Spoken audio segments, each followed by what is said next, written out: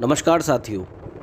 आज सुबह जब पूरा देश गणतंत्र दिवस की शुभकामनाएं एक दूसरे को दे रहा था, गणतंत्र दिवस मना रहा था, तो हम उस समय निकल चुके थे यूथ हॉस्टल की साइट कालाढूंगी के लिए, जहां से हमें सम्मिलित होना था नेशनल माउंटेन साइकिलिंग कम ट्रेनिंग एक्सपीडिशन जिम कॉर्बेट 2022 के लिए। और इस अभियान के लिए या इस साइकिलिंग के लिए हम ये कहें कि जो पहला पड़ाव था वो कालाढूंगी ही था, जहां हमें अपने अन्य साथियों से मिलना था और अगले कार्यक्रम की रूपरेखा जो थी उससे अवगत होना था।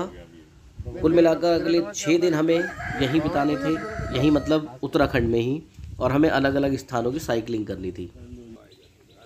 तो निश्चित तौर पे ये मेरे लिए तो बिल्कुल नया अनुभव था, क्योंकि मैं कोई साइकिलिंग नहीं करता था। लेकिन वो पहाड़ों के रोमांच, जब मैंने यूथ हॉस्टल की साइकिलिंग की फ़ोटोज़ देखी और साथ ही राजीव कुमार जी ने जब प्रेरित किया कि नहीं कर लेंगे, क्योंकि मेरा वज़न भी थोड़ा अधिक है, लेकिन उनके प्रोत्साहन ने और उनके साथियों के सहयोग ने तो ये मैं यात्रा सफलतापूर्वक कर पाया।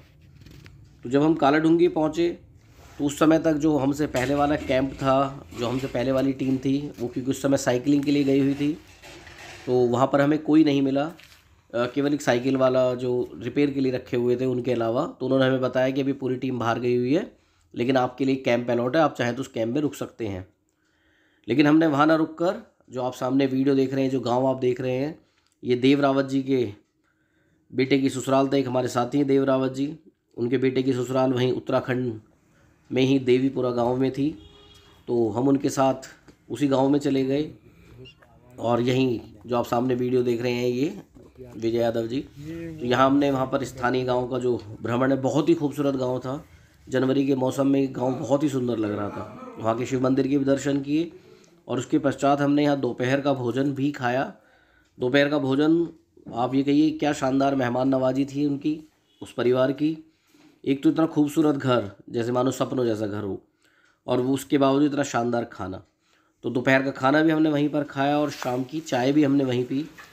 उसके बाद हम वापस लौट आए यूथ हॉस्टल की साइट पर, जो कि था कॉर्बेट फार्म हाउस।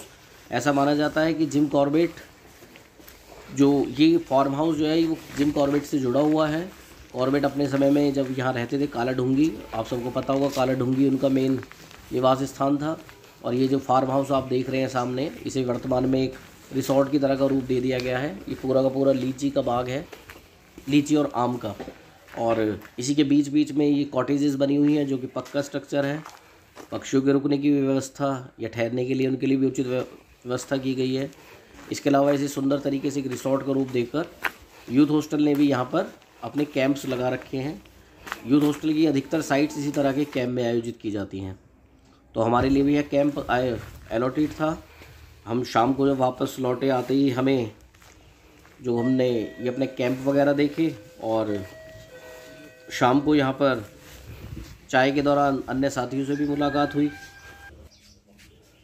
यहाँ पर आकर हमें पता लगा कि हमारे अलावा जो बाकी, हम कुल मिलाकर इस कैंप में 19 व्यक्ति थे जो पार्टिसिपेंट्स थे।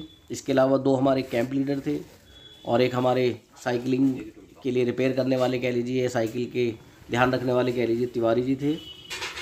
तो यहाँ जब हम सब साथियों से मिले तो उसमें पता लगा कि इसमें 12 साथी नागपुर से थे, 3 नासिक से थे, 1 हरियाणा से थे, और मैं, यादव जी और राजीव जी, हम तीनों दिल्ली से थे।